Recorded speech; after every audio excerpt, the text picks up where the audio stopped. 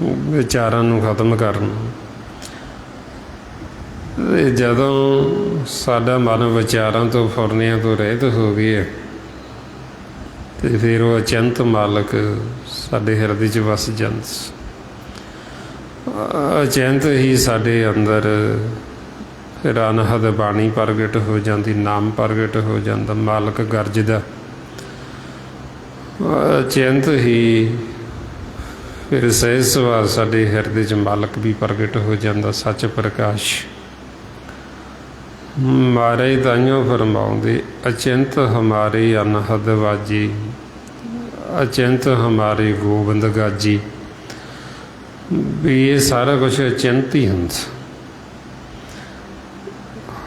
ਹੁਣ ਨਾਲੇ ਸਮਝਾਉਂਦੇ ਵੀ ਜਿਵੇਂ ਜੀਵ ਆਪਦੀ ਮੱਤ ਦੁਆਰਾ ਜਦੋਂ ਘਾਲਣਾ ਵੀ ਘਾਲ, ਮਿਹਨਤ ਵੀ ਕਰਦਾ ਉਹ, ਪਰ ਉਹ ਮਿਲਦਾ ਅਚਿੰਤ ਹੀ। ਮਹਾਰਾਜ ਕਹਿੰਦੇ ਸੇਵਾ ਨਾ ਮਿਲਿਓ, ਘਾਲ ਨਾ ਮਿਲਿਓ, ਆਇਓ ਮਿਲੇ ਅਚਿੰਤ। ਹੁਣ ਉਹ ਅਚਿੰਤ ਅਵਸਥਾ 'ਚ ਮਿਲਦਾ ਅਤੇ ਇਸ ਵਾਸਤੇ ਹੁਣ ਆਪਾਂ ਇਹ ਅਭਿਆਸ ਕਰਦੇ, ਜਿਹੜਾ ਸਿਮਰਨ ਕਰਦੇ ਹਾਂ ਇਹ ਤਾਂਹੀਓ ਕਰਦੇ ਵੀ ਸਾਡਾ ਮਨ ਅਚਿੰਤ ਹੋ ਜੇ, ਵੀ ਚਿੰਤਾ ਤੋਂ ਇਹ ਰਹਿਤ ਹੋ ਜੇ, ਫਿਕਰਾਂ ਤੋਂ ਰਹਿਤ ਹੋ ਜੇ। ਜਦੋਂ ਅਸੀਂ ਅਚਿੰਤ ਅਵਸਥਾ 'ਚ ਹੋ ਗਏ ਫਿਰ ਅਚਿੰਤ ਅਵਸਥਾ ਦੇ ਵਿੱਚ ਹੀ ਉਹ ਮਾਲਕ ਪ੍ਰਗਟ ਹੁੰਦਾ। ਜ਼ਿਆਦਾ ਕਿ ਅਸੀਂ ਚਿੰਤਾ 'ਚ ਫਿਕਰਾਂ ਦੇ ਵਿੱਚ, ਸਾਡਾ ਮਨ ਵਿਚਾਰਾਂ 'ਚ, ਉਹਨਾਂ ਸਮਾਂ ਸਾਨੂੰ ਭੇਤ ਨਹੀਂ ਆਉਂਦਾ, ਸਾਨੂੰ ਸੋਝੀ ਨਹੀਂ ਆਉਂਦੀ। ਇਹ ਵਿਚਾਰਾਂ ਦੇ ਵਿੱਚ ਹੀ ਦੁੱਖ ਹੈ। ਦੁੱਖ ਦਾ ਕਾਰਨ ਹੋਰ ਕੁਝ ਨਹੀਂ, ਆਪਾਂ ਨੂੰ ਹੋਰ ਕੋਈ ਦੁਖੀ ਨਹੀਂ ਕਰਦਾ। ਦੁੱਖ ਦਾ ਕਾਰਨ ਸਾਡੇ ਵਿਚਾਰ ਨੇ। ਅਸੀਂ ਵਿਚਾਰਾਂ ਦੇ ਵਿੱਚ ਜਾ ਕੇ ਜਦੋਂ ਗੁਰੂ ਦੀ ਮੱਤ ਨਹੀਂ ਲੈਂਦੇ, ਅਗਿਆਨਤਾ ਦੇ ਵਿੱਚ ਅਸੀਂ ਫਿਰ ਦੁਖੀ ਹੁੰਦੇ। ਜੇ ਹੁਣ ਅਸੀਂ ਗੁਰੂ ਦੀ ਮੱਤ ਲੈ ਲਾਂਗੇ, ਵਿਚਾਰਾਂ ਤੋਂ ਮਨ ਨੂੰ ਰਹਿਤ ਕਰ ਲਾਂਗੇ, ਫਿਰ ਸਾਨੂੰ ਕੋਈ ਦੁੱਖ ਨਹੀਂ। ਫਿਰ ਸਾਡੇ ਮਨ ਨੇ ਦੁੱਖਾਂ 'ਚ ਜਾਣਾ ਹੀ ਨਹੀਂ, ਫਿਰ ਇਹਨੇ ਸੁਖੀ ਰਹਿਣਾ, ਨੇ ਘਰ ਬੈਠਾ ਰਹਿਣਾ। ਹੁਣ ਇੱਕ ਵਾਰ ਸਾਡਾ ਮਨ ਘਰ ਚਲਾ ਜਾਵੇ ਸਹਿਜ ਦੇ ਵਿੱਚ, ਆਨੰਦ ਅਵਸਥਾ ਦੇ ਵਿੱਚ, ਉਹ ਘਰ ਦਾ ਸੁੱਖ, ਉਹ ਘਰ ਦਾ ਆਨੰਦ ਲੈ ਲਵੇ, ਫਿਰ ਇਹ ਜਦੋਂ ਘਰ ਤੋਂ ਬਾਹਰ ਵੀ ਆਉਂਦਾ ਫਿਰ ਇਹ ਉਹੀਓ ਆਨੰਦ, ਉਹੀਓ ਸੁੱਖ ਭਾਲਦਾ। ਫਿਰ ਇਹ ਕਹਿੰਦਾ ਵੀ ਜਿਹੜਾ ਸੁੱਖ ਮੇਰੇ ਘਰ ਦੇ ਵਿੱਚ, ਜਿਹੜਾ ਆਨੰਦ ਮੇਰੇ ਘਰ ਵਿੱਚ, ਜਿਹੜੀ ਅਵਸਥਾ ਸਹਿਜ ਵਾਲੀ ਮੇਰੇ ਘਰ 'ਚ, ਉਹ ਮੇਰਾ ਸਹਿਜ ਬਣਿਆ ਰਵੇ, ਉਹ ਸਹਿਜ ਟੁੱਟੇ ਨਹੀਂ। ਫਿਰ ਕਿਸੇ ਨੂੰ ਕਹਿਣ ਦੀ ਲੋੜ ਨਹੀਂ ਪੈਂਦੀ ਵੀ ਤੂੰ ਸਿਮਰਨ ਕਰ, ਤੂੰ ਸਤ ਸੰਗਤ ਕਰ। ਫਿਰ ਇਹ ਆਪਦੇ ਆਪ ਹੀ ਕਰਦਾ, ਕਿਉਂਕਿ ਇਹਨੂੰ ਪਤਾ ਲੱਗ ਗਿਆ ਵੀ ਘਰ ਦੇ ਵਿੱਚ ਸੁੱਖ ਹੈ। ਹੁਣ ਮੈਂ ਘਰ ਤੋਂ ਬਾਹਰ ਆ ਗਿਆ, ਅਤੇ ਜੇ ਬਾਹਰ ਆ ਗਿਆ ਤਾਂ ਮੈਨੂੰ ਸਿਮਰਨ ਕਰਨਾ ਪਏ, ਫਿਰ ਮੈਨੂੰ ਸੁੱਖ ਮਿਲੇ। ਸੋ ਇਸ ਲਈ ਮਹਾਰਾਜ ਕਹਿੰਦੇ ਫਿਰ ਇਹ ਆਪਦੇ ਆਪ ਹੀ ਗੁਰਮੰਤਰ ਨੂੰ ਦ੍ਰਿੜ ਕਰਦਾ ਹੀ ਰਹਿੰਦਾ। ਫਿਰ ਇਹ ਬਹਿੰਦੇ ਉੱਠਦੇ ਕੰਮ ਕਾਰ ਕਰਦੇ, ਫਿਰ ਇਹ ਸਿਮਰਨ ਜਾਰੀ ਰੱਖਦਾ, ਫਿਰ ਇਹ ਸਿਮਰਨ ਭੁੱਲਦਾ ਨਹੀਂ। ਮਹਾਰਾਜ ਇਸੇ ਵਾਸਤੇ ਜੀ ਫਰਮਾਉਂਦੇ, ਘਰ ਸੁੱਖ ਵਸਿਆ ਬਾਹਰ ਸੁੱਖ ਪਾਇਆ, ਕਹੋ ਨਾਨਕ ਗੁਰਮੰਤਰ ਦੇ ਰੜਾਇਆ। ਹੁਣ ਜੀਵ ਸੁੱਖ ਤਾਂ ਭਾਲਦਾ ਹੈ, ਪਰ ਅਸਲ ਦੇ ਵਿੱਚ ਉਹਨੂੰ ਸੁੱਖ ਦਾ ਪਤਾ ਨਹੀਂ, ਉਹਨੇ ਕਦੇ ਸੁੱਖ ਲਿਆ ਨਹੀਂ। ਉਹ ਦੁੱਖਾਂ ਨੂੰ ਹੀ ਸੁੱਖ ਸਮਝੀ ਜਾਂਦਾ। ਉਹ ਸੰਸਾਰ ਦੇ ਪਦਾਰਥਾਂ ਦੇ ਪਿੱਛੇ ਭੱਜਿਆ ਫਿਰਦਾ ਅਤੇ ਇਹਨਾਂ ਦੇ ਵਿੱਚ ਹੀ ਸੁੱਖ ਲੱਭਦਾ। ਇਹਨਾਂ ਨੂੰ ਹੀ ਸਮਝਦਾ ਵੀ ਇਹ ਬਹੁਤ ਵੱਡੀ ਪ੍ਰਾਪਤੀ ਕਰ ਲਈ। ਹੁਣ ਜੇ ਅਸੀਂ ਆਪਦੇ ਘਰ ਜਾਵਾਂਗੇ ਫਿਰ ਸਾਨੂੰ ਭੇਦ ਖੁੱਲ੍ਹਣਾ ਵੀ ਸੁੱਖ ਤਾਂ ਸਾਡੇ ਘਰ ਦੇ ਵਿੱਚ, ਆਨੰਦ ਤਾਂ ਸਾਡੇ ਘਰ ਵਿੱਚ।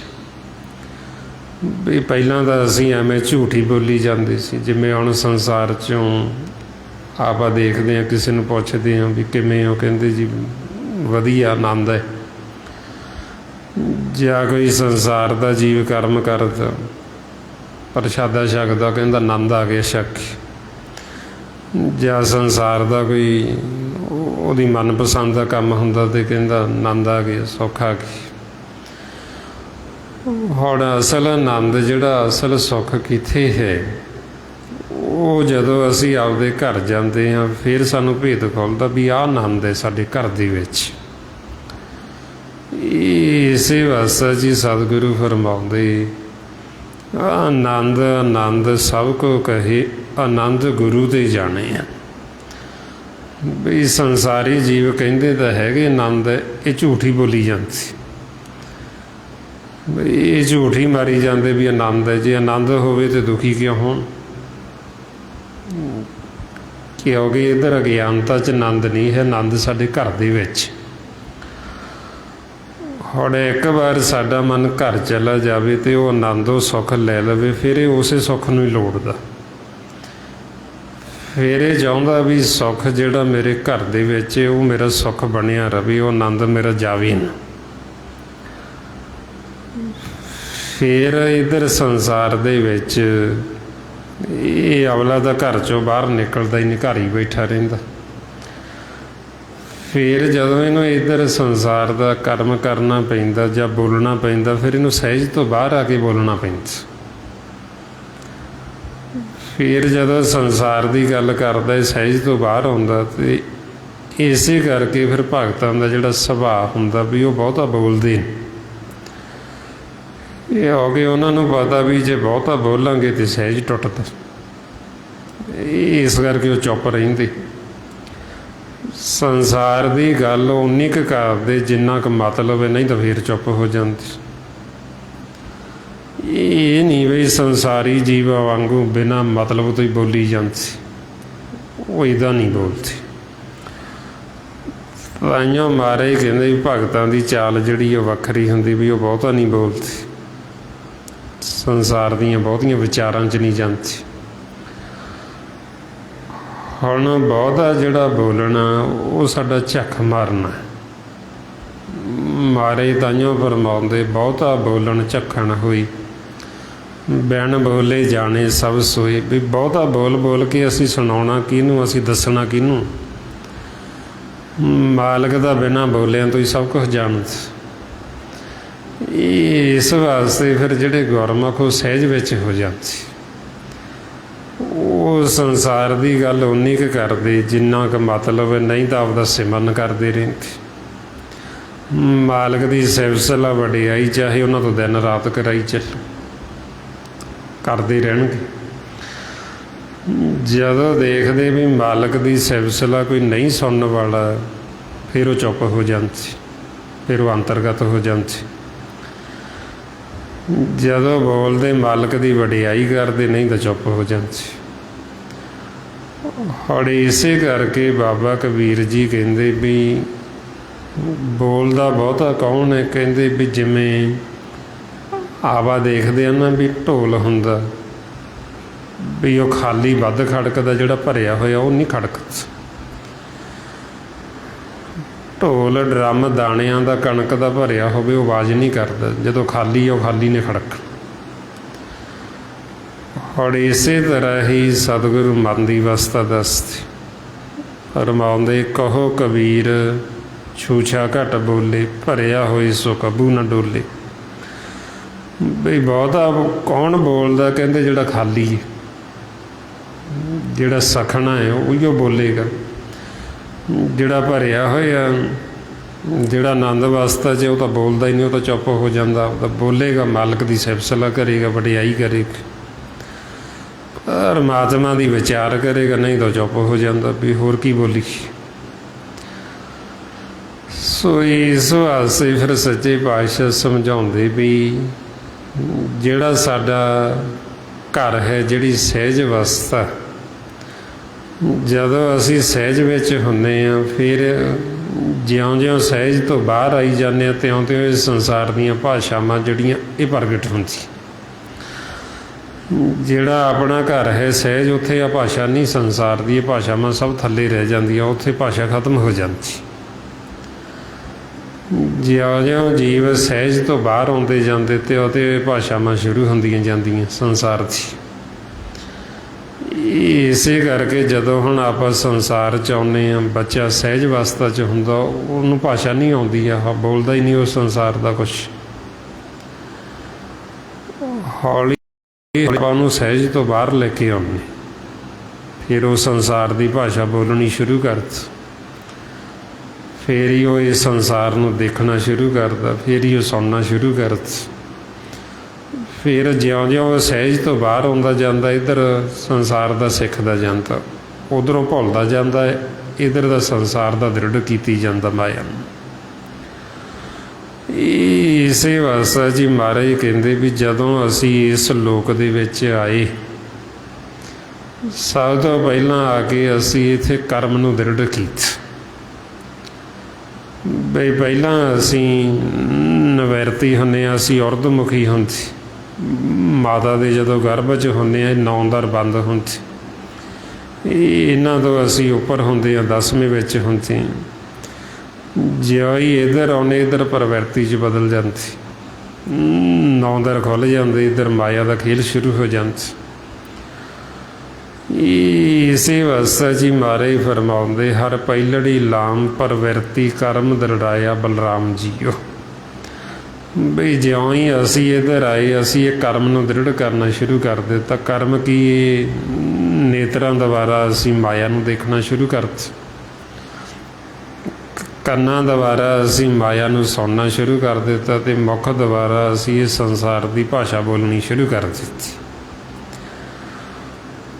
ਹੁਣ ਅਸੀਂ ਇਹਨੂੰ ਦ੍ਰਿੜ ਕੀਤੀ ਜਾਂਦੇ, ਇਧਰ ਅੱਖਾਂ ਦੁਆਰਾ ਨੇਤਰਾਂ ਦੁਆਰਾ ਇਹ ਮਾਇਆ ਨੂੰ, ਸਰੀਰਾਂ ਨੂੰ, ਆਕਾਰਾਂ ਨੂੰ ਦ੍ਰਿੜ ਕੀਤੀ ਜਾਂਦੇ ਆ, ਕੰਨਾਂ ਦੁਆਰਾ ਸੰਸਾਰ ਦੀਆਂ ਆਵਾਜ਼ਾਂ ਨੂੰ, ਮੁੱਖ ਦੁਆਰਾ ਇਸ ਸੰਸਾਰ ਦੀ ਭਾਸ਼ਾ ਨੂੰ ਦ੍ਰਿੜ ਕੀਤੀ ਜਾਂਦੀ। ਹੁਣ ਜਿਉਂ-ਜਿਉਂ ਅਸੀਂ ਦ੍ਰਿੜ ਕੀਤੀ ਜਾਂਦੇ, ਸਹਿਜ ਤੋਂ ਸਾਡਾ ਮਨ ਬਾਹਰ ਆਉਂਦਾ ਜਾਂਦਾ। ਹੁਣ ਆਪਾਂ ਨੂੰ ਕਹਿੰਦੇ ਵੀ ਘਰ ਜਾਣ ਵਾਸਤੇ, ਸਹਿਜ ਅਵਸਥਾ ਦੇ ਵਿੱਚ ਸਾਨੂੰ ਇਹ ਸਾਰਾ ਕੁਝ ਛੱਡਣਾ ਪੈਣਾ, ਫਿਰ ਸਾਡਾ ਮਨ ਆਪਣੇ ਘਰ ਜਾਏਗਾ ਸਹਿਜ ਦੇ ਵਿੱਚ। ਹੁਣ ਇਹ ਵਿਚਾਰ, ਇਹ ਮਾਇਆ ਸਾਨੂੰ ਇੰਨੀ ਦ੍ਰਿੜ ਹੋ ਗਈ ਵੀ ਇਹ ਵਿਚਾਰਾਂ ਵਾਸਤੇ ਸਾਨੂੰ ਕੋਈ ਮਿਹਨਤ ਕਰਨ ਦੀ ਲੋੜ ਨਹੀਂ ਪੈਂਦੀ, ਆਪ ਮੁਹਾਰੀ ਸਾਡੇ ਅੰਦਰ ਫੁਰਨੇ ਵਿਚਾਰ ਨੂੰ ਹੀ ਚੱਲੀ ਜਾਂਦੇ।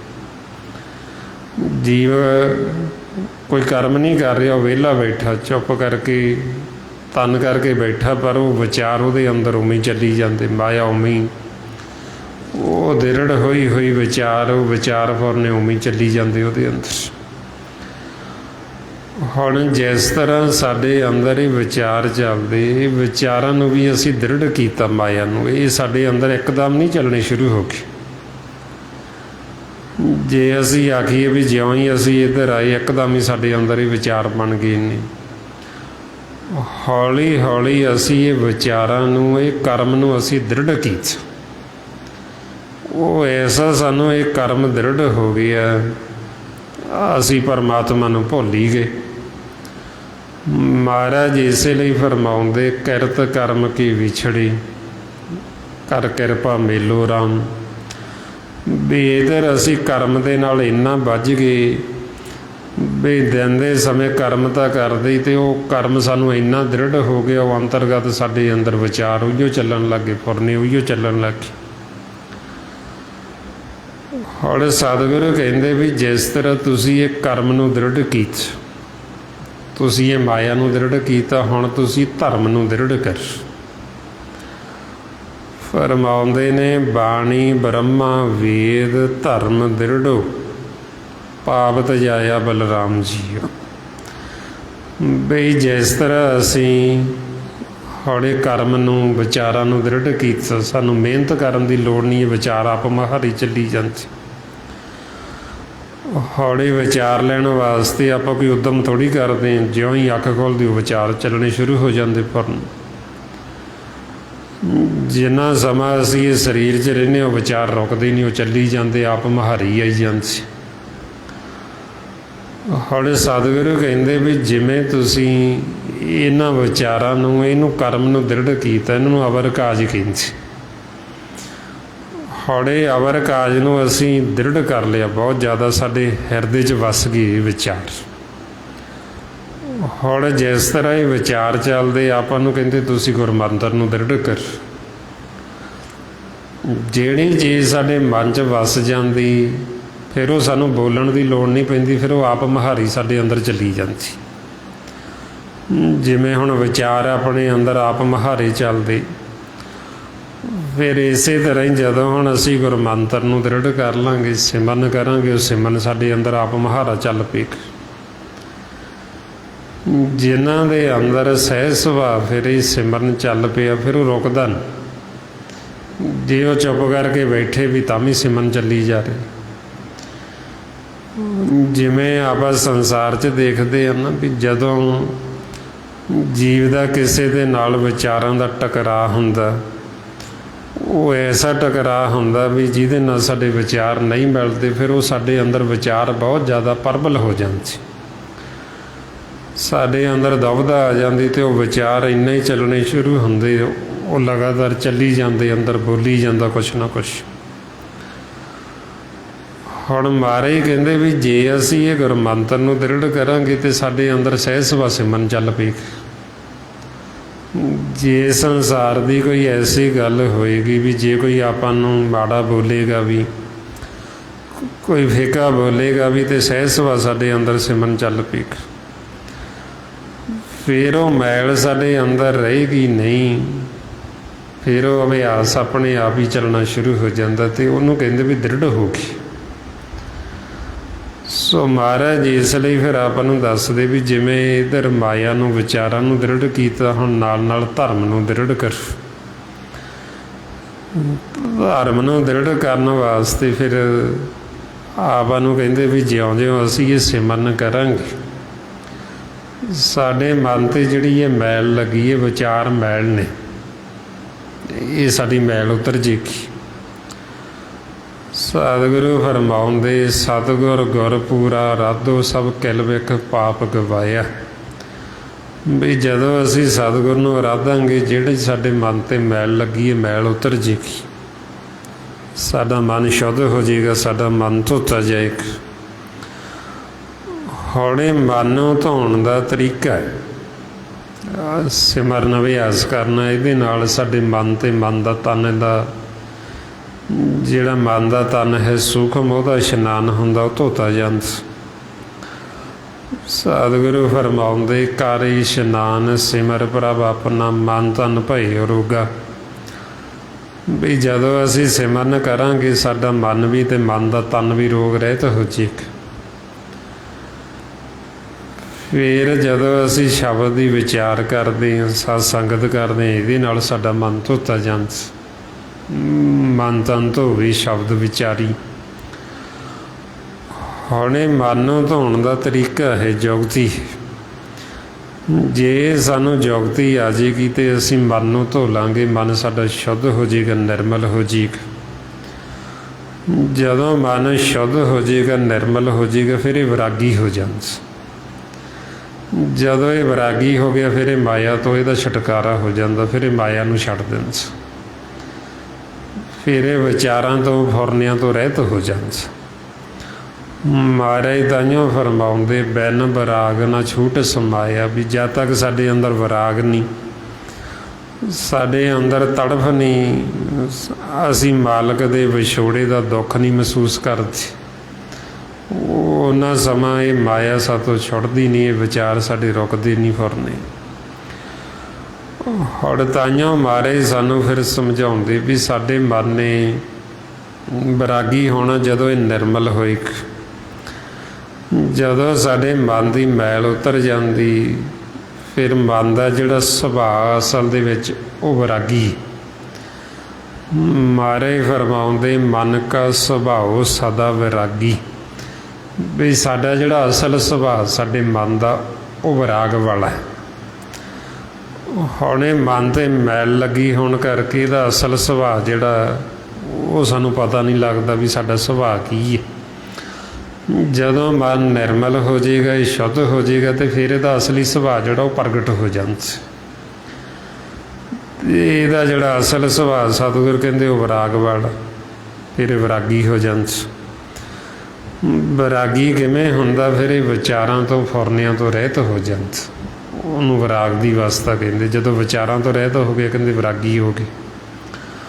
ਉਹ ਨਹੀਂ, ਫਿਰ ਉਦਾਸੀ ਕਹਿੰਦੇ ਵੀ ਉਦਾਸ ਹੋ ਗਈ ਵਿਚਾਰਾਂ ਤੋਂ। ਜਿਹਨੂੰ ਮਹਾਰਾਜ ਕਹਿੰਦੇ, ਜੈ ਵਿਖਿਆ ਸਗਲੀ ਤਜੀ ਸਭ ਤੇ ਭਇਓ ਉਦਾਸ।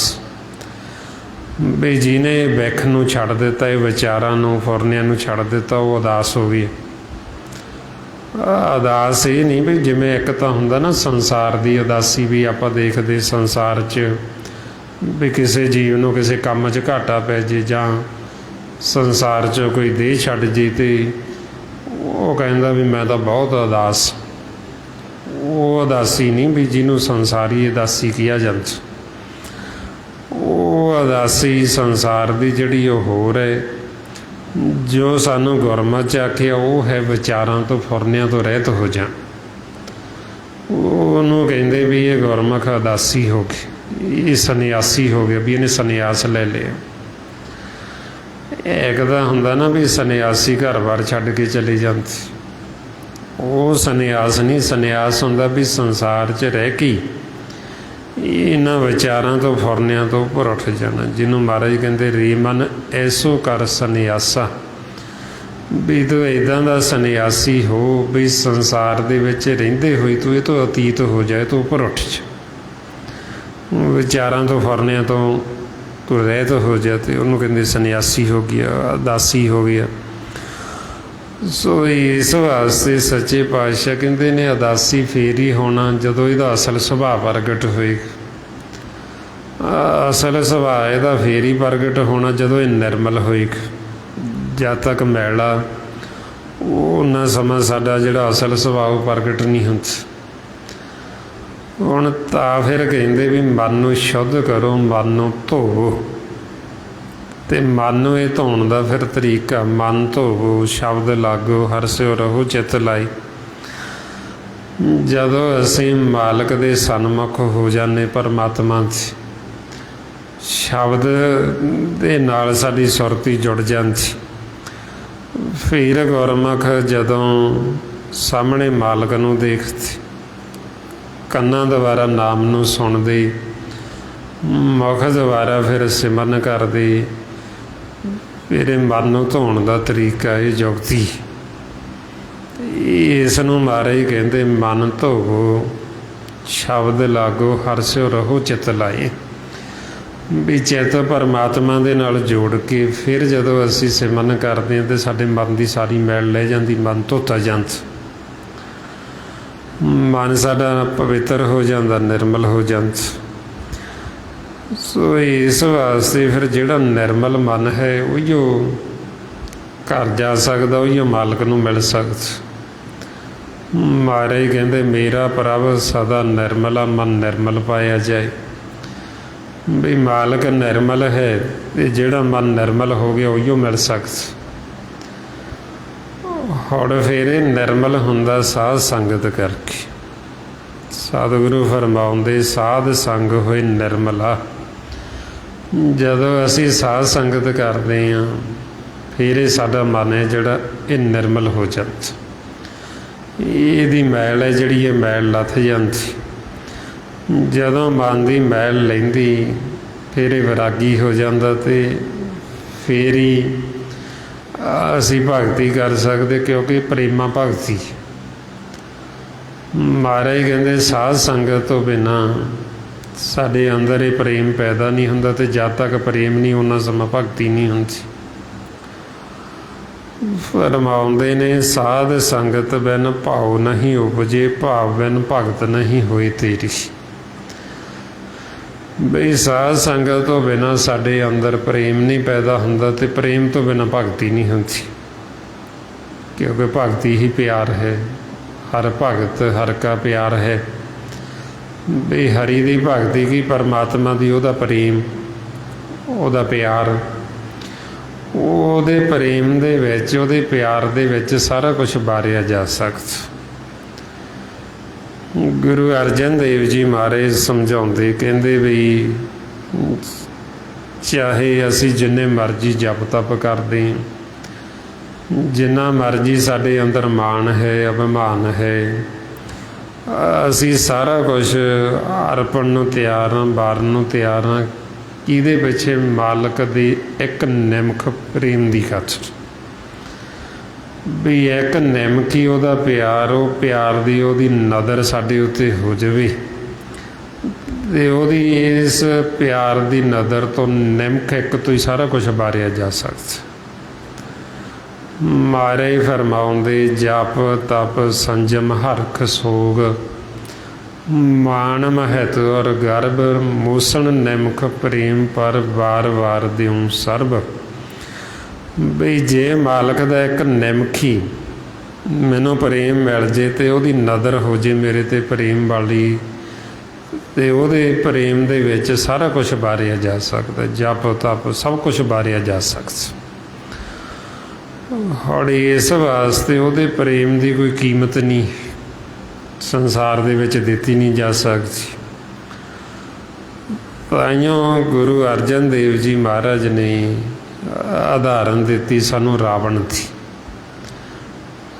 ਰਾਵਣ ਦੇ ਵਿੱਚ ਇੱਕ ਬਹੁਤ ਵੱਡਾ ਗੁਣ ਸੀ। ਉਹ ਗੁਣ ਫਿਰ ਮਹਾਰਾਜ ਨੇ ਸਾਨੂੰ ਦੱਸਿਆ ਬਿਆਨ ਕਰਕੇ ਵੀ ਜਦੋਂ ਭਗਤੀ ਕਰਦਾ ਸੀ, ਉਹ ਭਗਤੀ ਦੇ ਵਿੱਚ ਪਿਆਰ ਦੇ ਵਿੱਚ ਇੰਨਾ ਜ਼ਿਆਦਾ ਆਪਣਾ ਆਪਾ ਸਮਰਪਣ ਕਰ ਦਿੰਦਾ ਸੀ, ਉਹ ਆਪਦਾ ਸੀਸ ਵੱਢ ਕੇ ਅਰਪਣ ਕਰ ਦਿੰਦਾ ਸੀ ਵੀ ਤਾਂ ਕਿ ਜੋ ਉਹਦੀ ਇੱਛਾ ਸੀ ਉਹਨੂੰ ਮਨਾਉਣ ਵਾਸਤੇ।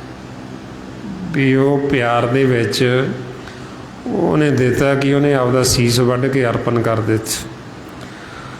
ਮਹਾਰਾਜ ਕਹਿੰਦੇ ਵੀ ਜੇ ਮਾਲਕ ਦੇ ਪਿਆਰ ਦੀ ਕੋਈ ਕੀਮਤ ਹੁੰਦੀ ਸੰਸਾਰੀ ਦਿੱਤੀ ਜਾ ਸਕਦੀ, ਜਿਵੇਂ ਸੰਸਾਰ 'ਚ ਜੀਵ ਕਹਿੰਦਾ ਵੀ ਮੈਂ ਪੁੰਨ ਦਾਨ ਬਹੁਤ ਕਰਦਾ, ਬਈ ਮੈਂ ਸੰਸਾਰ ਦੇ ਪਦਾਰਥ ਮੇਰੇ ਕੋਲ ਮਾਇਆ ਬਹੁਤ ਆ, ਮੈਂ ਮਾਇਆ ਦਾਨ ਕਰ ਦਿੰਦਾ, ਜਾਂ ਮੈਂ ਸੰਸਾਰ ਦੇ ਪਦਾਰਥ ਦਾਨ ਕਰ ਦਿੰਦਾ।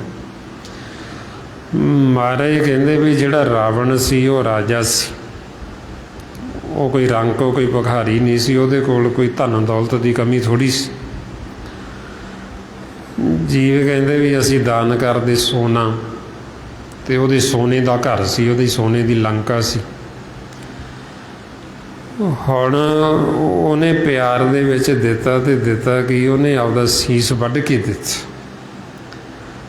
ਮਹਾਰਾਜ ਇਸ ਲਈ ਫਰਮਾਉਂਦੇ ਸਮਣ ਜੋ ਇਸ ਪ੍ਰੇਮ ਕੀ ਦਮ ਕੇ ਹੋਤੀ ਸਾਟ ਰਾਵਣ ਹੋਤੇ ਸੋ ਰੰਕ ਨੇ ਜਨ ਸਿਰ ਦੀਨੇ ਕਾਟ। ਮਹਾਰਾਜ ਕਹਿੰਦੇ ਵੀ ਜੇ ਪ੍ਰੇਮ ਦੀ ਕੋਈ ਕੀਮਤ ਦਿੱਤੀ ਜਾ ਸਕਦੀ, ਵੀ ਰਾਵਣ ਕੋਈ ਭਿਖਾਰੀ ਥੋੜ੍ਹੀ ਸੀ, ਉਹ ਰਾਜਾ ਸੀ ਉਸ ਸਮੇਂ ਦਾ, ਤੇ ਕਿੰਨੀ ਉਹਦੇ ਕੋਲ ਧਨ ਦੌਲਤ ਹੋਏਗੀ ਜਿਹਦਾ ਸਾਰਾ ਘਰ ਸੋਨੇ ਦਾ ਬਣਿਆ ਹੋਇਆ, ਉਹਦੇ ਕੋਲ ਕੋਈ ਧਨ ਦੀ ਕਮੀ ਥੋੜ੍ਹੀ ਹੋਣੀ। ਜੇ ਇੱਦਾਂ ਹੀ ਧਨ ਦੇ ਨਾਲ ਪ੍ਰਸੰਨ ਹੁੰਦੇ ਤੇ ਫਿਰ ਉਹ ਧਨ ਦੇ ਕੇ ਪ੍ਰਸੰਨ ਕਰ ਲੈਂਦਾ, ਉਹਨੂੰ ਆਪਦਾ ਸੀਸ ਵੱਢ ਕੇ ਦੇਣ ਦੀ ਕੀ ਲੋੜ ਸੀ। ਹੁਣ ਇਸੇ ਤਰ੍ਹਾਂ ਹੀ ਸਾਨੂੰ ਸਮਝਾਉਂਦੇ ਮਹਾਰਾਜ ਸੱਚੇ ਪਾਤਸ਼ਾਹ ਵੀ ਅਸੀਂ ਕਹਿੰਦੇ ਹਾਂ ਵੀ ਅਸੀਂ ਵਾਹਿਗੁਰੂ ਨੂੰ ਖੁਸ਼ ਕਰ ਲਈਏ, ਵੀ ਜੇ ਅਸੀਂ ਆਖੀਏ ਅਸੀਂ ਸੰਸਾਰ ਦੇ ਪਦਾਰਥਕ ਦੇ ਕੇ ਅਸੀਂ ਉਹਨੂੰ ਖੁਸ਼ ਕਰ ਲਾਂਗੇ, ਇੱਦਾਂ ਉਹਦੇ ਨਾਲ ਸਾਡਾ ਮਿਲਾਪ ਨਹੀਂ ਹੁੰਦਾ, ਇੱਦਾਂ ਅਸੀਂ ਉਹਨੂੰ ਨਹੀਂ ਮਿਲ ਸਕਦੇ। ਮਹਾਰਾਜ ਤਾਈਓਂ ਫਿਰ ਸਾਨੂੰ ਸਮਝਾਉਂਦੇ ਵੀ ਜੇ ਦੇਣਾ ਤੇ ਦੇਣਾ ਕੀ, ਕਹਿੰਦੇ ਸਤਿਗੁਰ ਅੱਗੇ ਸੀਸ ਭੇਟ ਦਿਓ। ਜੇ ਸਤਿਗੁਰ ਸਾਚੇ ਭਾਵੇ ਵੀ ਸਤਿਗੁਰ ਨੂੰ ਆਪਦਾ ਸੀਸ ਭੇਟ ਕਰ ਦਿਓ, ਆਪਣਾ ਆਪ ਅਰਪਣ ਕਰ ਦਿਓ। ਜੇ ਅਸੀਂ ਆਪਣਾ ਆਪ ਸਤਿਗੁਰ ਨੂੰ ਸਮਰਪਣ ਕਰਾਂਗੇ ਤੇ ਫਿਰ ਸਾਨੂੰ ਉਹਦੀ ਪ੍ਰੇਮ ਦੀ ਦਾਤ ਜਿਹੜੀ ਉਹ ਮਿਲਦੀ। ਮਹਾਰਾਜ ਤਾਂ ਸਾਨੂੰ ਇੱਥੇ ਤਾਂ ਕਹਿੰਦੇ ਗੁਰੂ ਨਾਨਕ ਪਾਤਸ਼ਾਹ ਬਹੁਤ ਵਿਰਾਗ ਦੀ ਅਵਸਥਾ ਦੇ ਵਿੱਚ ਚਲੇ ਗਏ ਤੇ ਉਹਨਾਂ ਤੋਂ ਪੁੱਛਣ ਲੱਗੇ ਵੀ ਇੰਨਾ ਵਿਰਾਗ ਕਿਉਂ ਆ ਰਿਹਾ। ਕਹਿੰਦੇ ਵੀ ਜੇ ਸਾਨੂੰ ਕੋਈ ਮਾਲਕ ਦੀ ਗੱਲ ਸੁਣਾਵੇ ਉਹ ਪਰਮਾਤਮਾ ਦੀ। ਤੇ ਸਿੱਖ ਪੁੱਛਣ ਲੱਗੇ ਵੀ ਜੇ ਮਾਲਕ ਦੀ ਕੋਈ ਗੱਲ ਸੁਣਾਵੇ ਤੇ ਉਹਦੇ ਬਦਲੇ ਤੁਸੀਂ ਕੀ ਦਿਓਗੇ ਉਹਨੂੰ। ਮਹਾਰਾਜ ਕਹਿੰਦੇ ਵੀ ਜੇ ਮੈਨੂੰ ਕੋਈ ਉਹਦੀ ਗੱਲ ਹੀ ਸੁਣਾਵੇ ਪਿਆਰੇ ਦੀ ਤੇ ਮੈਂ ਆਪਦਾ ਸੀਸ ਵੱਢ ਕੇ ਉਹਨੂੰ ਅਰਪਣ ਕਰਦੀ। ਸੀਸ ਆਪਦਾ ਵੱਢ ਕੇ ਉਹਨੂੰ ਬੈਠਣ ਵਾਸਤੇ ਮੂਹੜਾ ਦਿਆਂ ਤੇ ਬਿਨਾਂ ਸੀਸ ਤੋਂ ਉਹਦੀ ਸੇਵਾ ਕਰ। ਮਿਲਾਉਣ ਦੀ ਗੱਲ ਨਹੀਂ ਕਰਦੇ, ਸਿਰਫ ਗੱਲ ਸੁਣਾਉਣ ਦੀ ਕਰਦੇ ਵੀ ਜੇ ਮੈਨੂੰ ਉਹ ਪਿਆਰੇ ਦੀ ਕੋਈ ਗੱਲ ਹੀ ਸੁਣਾ ਦੇਵੇ। ਮਹਾਰਾਜ ਫਰਮਾਉਂਦੇ ਤੈ ਸਾਹਿਬ ਕੀ ਬਾਤ ਜੇ ਆਖੇ ਕਹੋ ਨਾਨਕ ਕਿਆ ਦੀਜੇ ਸੀਸ ਵੱਡੇ ਕਰ ਬੈਸਣ ਦੀਜੇ ਬਿਨ ਸਿਰ ਸੇਵਕ ਰੀਝੇ। ਵੀ ਕਿੰਨੀ ਅਵਸਥਾ ਵਿਰਾਗ ਦੀ, ਬਈ ਜੇ ਸਾਨੂੰ ਕੋਈ ਉਹ ਮਾਲਕ ਦੀ ਗੱਲ ਹੀ ਸੁਣਾ ਦੇਵੇ ਤੇ ਅਸੀਂ ਆਪਣਾ ਆਪਾ ਉਹਨੂੰ ਦੇ ਦਈਏ, ਸਮਰਪਣ ਕਰ ਦਈਏ। ਹੁਣ ਇਸ ਵਾਸਤੇ ਆਪਾਂ ਨੂੰ ਕਹਿੰਦੇ ਵੀ ਇਹ ਸਾਰਾ ਜਿਹੜਾ ਖੇਲ ਹੈ ਪਿਆਰ ਦਾ, ਇਹ ਪ੍ਰੇਮਾ ਭਗਤੀ।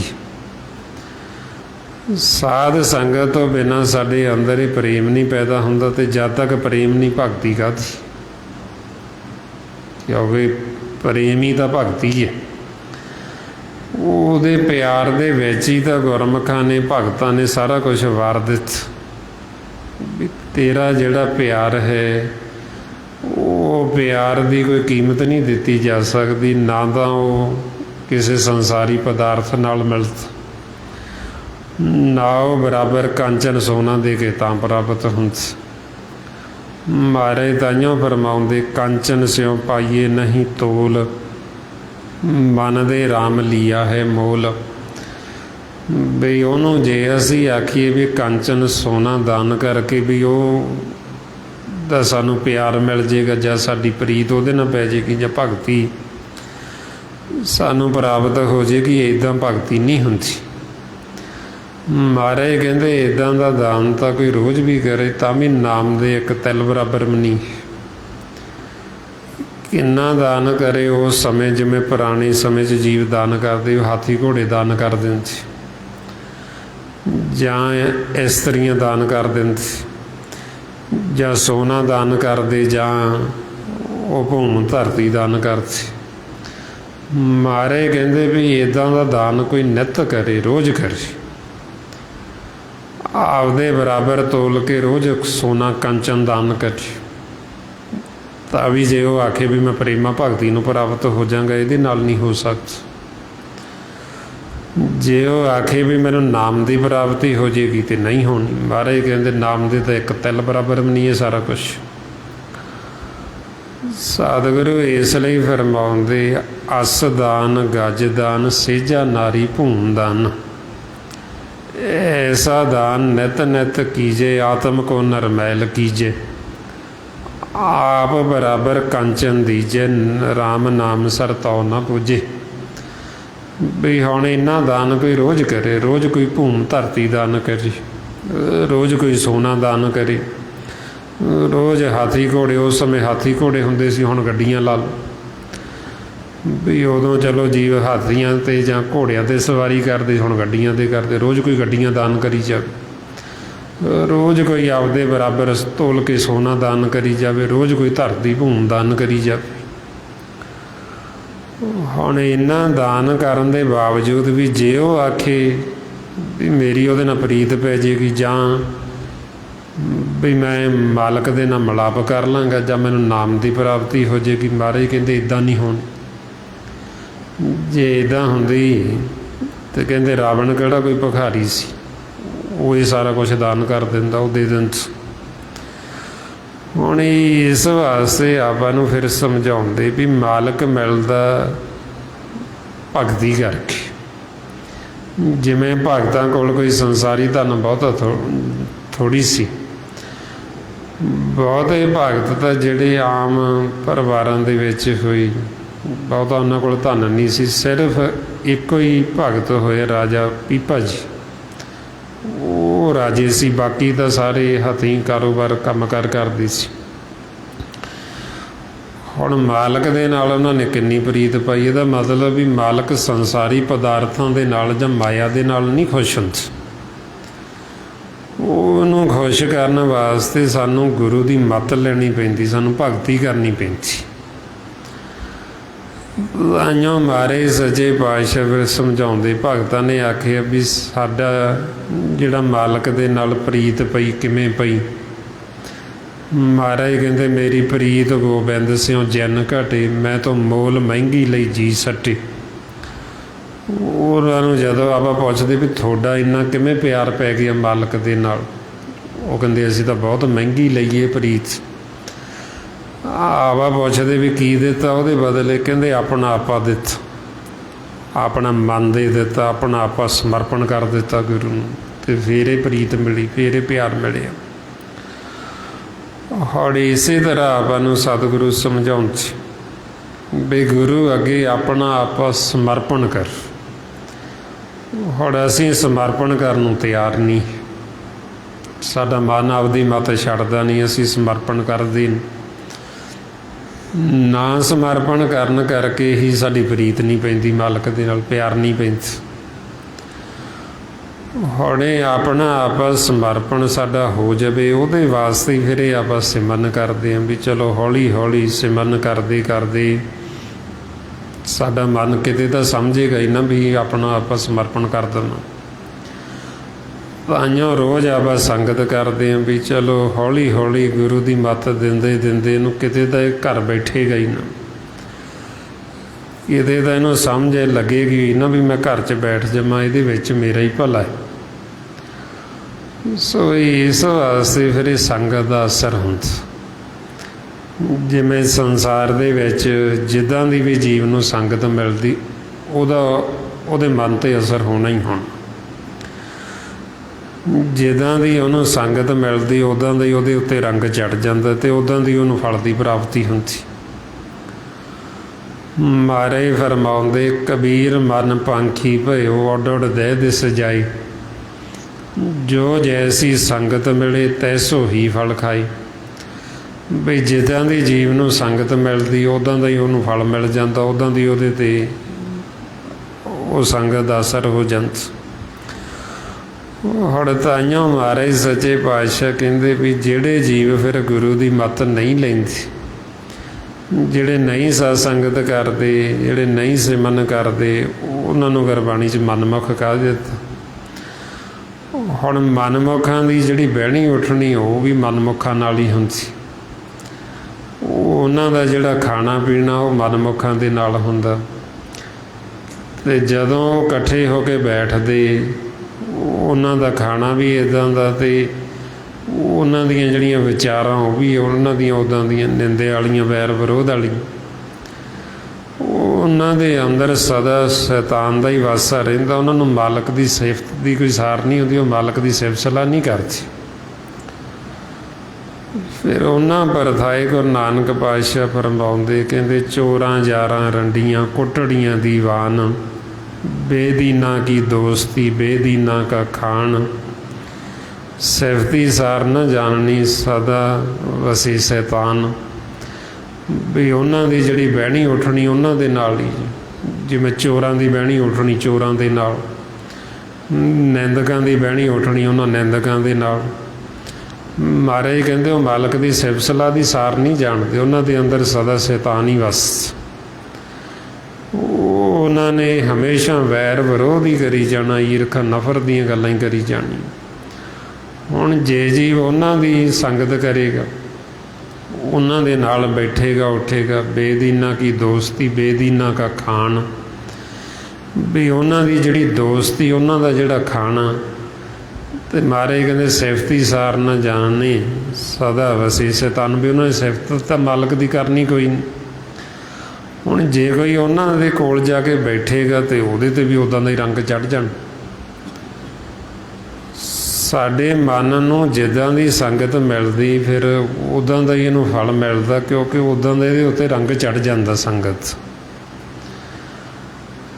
ਜੇ ਹੁਣ ਇਹ ਉੱਦਾਂ ਦੀ ਸੰਗਤ ਕਰੇਗਾ, ਮਨਮੁਖਾਂ ਦੇ ਨਾਲ ਬੈਠੇਗਾ, ਅਤੇ ਫਿਰ ਜੀਵ ਆਖੇ ਵੀ ਮੇਰੇ ਮਨ ਨੂੰ ਚੈਨ ਆਵੇ, ਮੇਰੇ ਮਨ ਨੂੰ ਸ਼ਾਂਤੀ ਆਵੇ। ਮਹਾਰਾਜ ਕਹਿੰਦੇ ਫਿਰ ਤੈਨੂੰ ਸ਼ਾਂਤੀ ਕਿੱਥੋਂ ਆਉਣੀ? ਸਤਿਗੁਰੂ ਕਹਿੰਦੇ ਮਨਮੁਖ ਸੋ ਕਰ ਦੋਸਤੀ ਸੁੱਖ ਕੀ ਪੁੱਛੇ ਮੈਤ। ਵੀ ਤੇਰੀ ਜਿਹੜੀ ਦੋਸਤੀ ਉਹ ਤਾਂ ਮਨਮੁਖਾਂ ਨਾਲ ਹੈ, ਤੇਰਾ ਬਹਿਣ ਖਲੋਣ ਮਨਮੁਖਾਂ ਨਾਲ ਹੈ। ਤੂੰ ਸੁੱਖ ਭਾਲਦਾ ਅਤੇ ਤੈਨੂੰ ਸੁੱਖ ਕਿੱਥੋਂ ਮਿਲਣਾ? ਜਿੱਦਾਂ ਦੀ ਤੂੰ ਸੰਗਤ ਕਰਦਾ ਤੈਨੂੰ ਦੁੱਖ ਹੀ ਮਿਲਣਾ ਉਹਦੇ 'ਚ। ਸੋ ਤਾਂ ਫਿਰ ਸਾਨੂੰ ਕਹਿੰਦੇ ਜੇ ਸੁੱਖ ਲੈਣਾ ਤਾਂ ਫਿਰ ਤੁਸੀਂ ਗੁਰਮੁਖਾਂ ਦੇ ਨਾਲ ਦੋਸਤੀ ਕਰ, ਗੁਰਮੁਖਾਂ ਦੇ ਨਾਲ ਤੁਸੀਂ ਬਹਿਣ ਉੱਠਣ ਬਣਾਓ। ਜਦੋਂ ਅਸੀਂ ਉਹਨਾਂ ਕੋਲ ਬੈਠਾਂਗੇ ਉਹ ਸਾਨੂੰ ਮਾਲਕ ਦੀ ਗੱਲ ਸੁਣਾਉਣਗੇ, ਉਹ ਸਾਨੂੰ ਦੱਸਣਗੇ ਵੀ ਕਿਵੇਂ ਜਿਹੜਾ ਸਾਨੂੰ ਰੋਗ ਲੱਗਿਆ ਜਨਮ ਮਰਨ ਦਾ, ਇਹ ਸਾਡਾ ਰੋਗ ਕੱਟਿਆ ਜਾਣਾ ਜਨਮ ਮਰਨ ਦਾ, ਕਿਵੇਂ ਅਸੀਂ ਸਦਾ ਸੁਖੀ ਹੋ ਸਕਦੇ। फिर जदों असीं उन्हां दा संग करांगे, उन्हां दी संगत दा साडे मन ते असर होएगा तो असीं सुखी हो जाएंगे। महाराज ताइयों फरमाउंदे, गुरमुख सो कर दोस्ती, सतगुर स्यों लाई चित। जन्म मरण का मूल कटिए तां सुख होवी मिथ। बई फिर साडा जन्म मरण का जिहड़ा गेड़ कट्टिया जाना जे साडी बहनी उठनी गुरमुखां नाल। सो इहो हुण महाराज आपां नूं समझाउंदे भी किवें साडा मन जिहड़ा कुशल होवे, किवें सुखी होवे, आनंद अवस्था च जावे ते किवें असीं मालक नूं मिल सकदे। महाराज आपां नूं समझाउंदे, किन वैद कुशल होत मेरे भाई, क्यों मिलिए हर राम सहाई। भी दसो मेरे भाईओ भी किवें साडा मन कुशल, किवें सुखी होवे, किवें आनंद अवस्था जावे।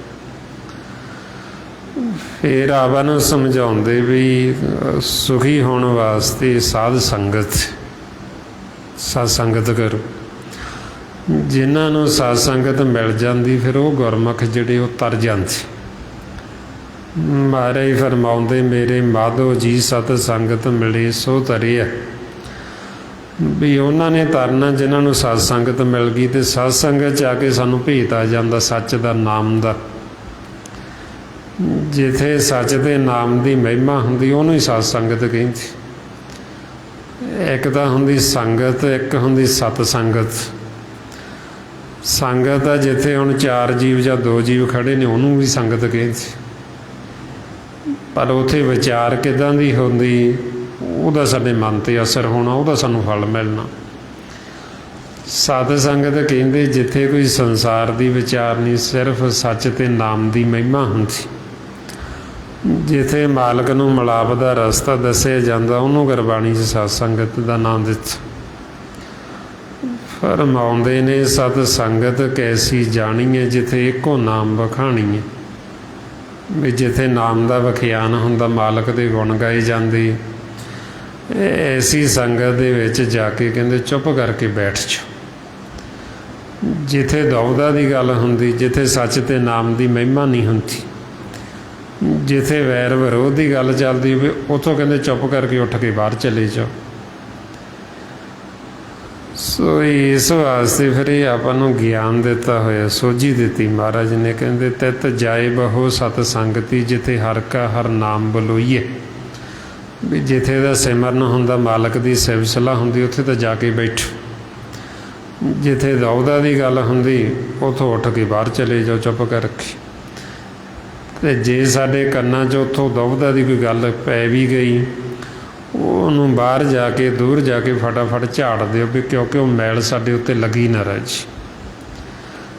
जिवें महाराज कहंदे भी कज्जल की कोठड़ी असीं चिट्टे वस्त्र पा के उहदे च वड़ गए तो किसी ना किसी पासे दाग लग जाण। हुण जे वो कालख लग गई तो उहनूं बाहर निकल के कहंदे झाड़ दिओ फटाफट। ओड़े वस्त्र काजल में पड़िया, बौर बौर फिर झाड़े। जे असीं झाड़ देंगे तो मैल लगी नहीं रहनी, कालख उतर जानी। तो जे असीं ना झाड़ी, वो कालख ने फिर होर वधदे जाना, गांह दी गांह होर वधी जानी मैल। इस वास्ते हुण आपां नूं समझाउंदे भी इहनूं झाड़न दा तरीका की है। महाराज कहंदे सिमरन। जिवें हुण आपां दिन दे समय संसार दे विच विचरदे आ, ये कज्जल दी कोठड़ी ते रह गुण माया। हुण इत्थे आपां किरत करन वास्ते आउने, कर्म करन वास्ते आउने। सवेर नूं आए चाहे साडा मन किन्ना भी शुद्ध है, किन्ना भी निर्मल है, किसी ना किसी पासियों साडे ते दाग लग जाण। असीं जे निंदिया नहीं कीती, किसी दी निंदिया सुन के साडे कन्नां 'च पै गई, किसी दी दुविधा की गल साडे कन्नां 'च पै गई। हुण महाराज कहंदे भी असीं रात नूं हुण घर वापस जाना ते मैल लगी ना रहे। जे लगी रही तो मैल ने सानूं घर जाण नहीं देना वापस।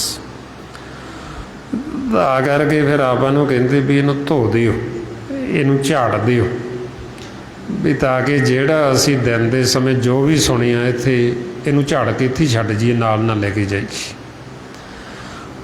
ਹੁਣ ਕਿਵੇਂ ਇਹਨੂੰ ਝਾੜਨਾ ਅਸੀਂ ਮਨ ਨੂੰ, ਆਓ ਉਹਦੇ ਵਾਸਤੇ ਜੋ ਸਤਿਗੁਰੂ ਆਪਾਂ ਨੂੰ ਸਾਸਕ ਰਸ ਸਿਮਰਨ ਅਭਿਆਸ ਕਰਨ ਨੂੰ ਕਹਿ ਰਹੇ। आओ सारे गुरमुख प्यारे करो जी शुरू।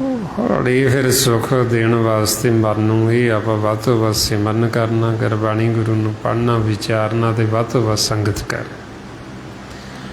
ਇਹ ਜੋ ਸਾਰਾ ਭੇਦ ਗੁਰਬਾਣੀ ਗੁਰੂ ਦੁਆਰਾ ਦਿੱਤਾ ਆਪਾਂ ਨੂੰ ਮਹਾਂਪੁਰਖਾਂ ਨੇ, ਭਾਈ ਸਾਹਿਬ ਭਾਈ ਸੇਵਾ ਸਿੰਘ ਜੀ ਧਰਮਾਲਾ, ਜੋ ਸਤਿਗੁਰੂ ਆਪਾਂ ਨੂੰ ਸਮਝਾ ਰਹੇ, ਗੁਰਮੁਖਾਂ ਨੇ ਬੜਾ ਸੌਖਾ ਕਰਕੇ ਆਪਾਂ ਨੂੰ ਭੇਦ ਦਿੱਤਾ ਤਾਂ ਕਿ ਹਰ ਇੱਕ ਜੀਵ ਨੂੰ ਇਹਦੀ ਸਮਝ ਲੱਗ ਜੇ ਅਤੇ ਆਪਾਂ ਆਪਦੇ ਜੀਵਨ ਦਾ ਲਾਹਾ ਕੱਟੀਏ ਅਤੇ ਸੁਖੀ ਹੋ ਜਾਈਏ। ਸਾਡਾ ਮਨ ਆਨੰਦ ਅਵਸਥਾ ਦੇ ਵਿੱਚ ਇੱਥੇ ਵੀ ਅਸੀਂ ਸੁਖੀ ਰਹੀਏ ਅਤੇ ਅਸੀਂ ਆਪਦਾ ਅੱਗਾ ਵੀ ਸੰਵਾਰ ਲਈਏ, ਆਪਣੇ ਘਰ ਦੇ ਵਿੱਚ ਆਉਣ ਜਾਣ ਬਣਾ ਲਈਏ ਅਤੇ ਜਦੋਂ ਅਸੀਂ ਇੱਥੋਂ ਜਾਈਏ ਸਾਡੇ ਮਨ 'ਚ ਚਾਅ ਹੋਵੇ, ਖੁਸ਼ੀ ਹੋਵੇ ਵੀ ਅਸੀਂ ਘਰ ਨੂੰ ਚੱਲੇ।